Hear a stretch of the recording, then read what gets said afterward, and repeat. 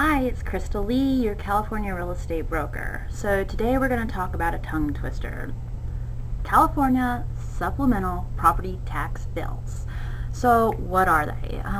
Well, to put it distinctively, Governor George, 1983, passed the bill. It's supposed to produce over $300 million for our California schools. So that's what they are.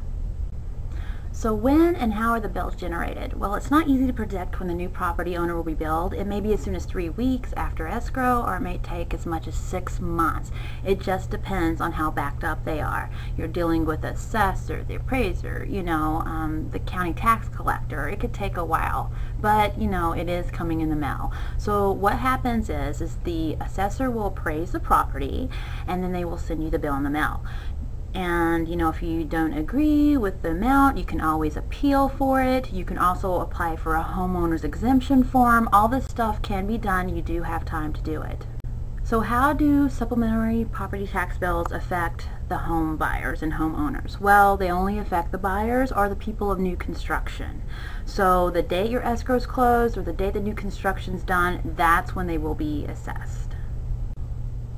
A formula is used to determine the tax bill. A total supplemental assessment will be prorated based on the number of months remaining until June 30th, which is the end of the tax year.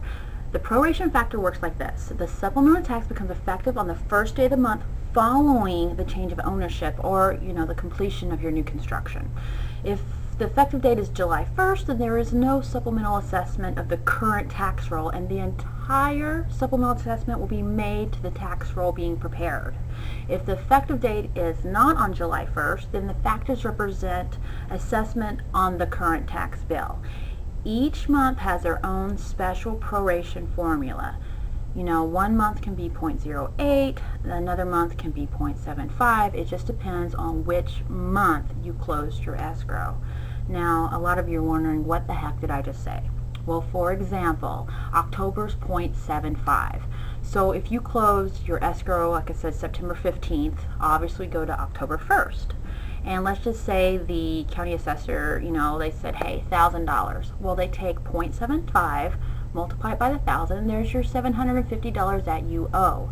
Now, can you pay them in installments? Of course you can. You can pay them in 2 installments. And just depending on when you close your escrow again is when they are due and when they are delinquent. So you do not have to pay the whole thing up front.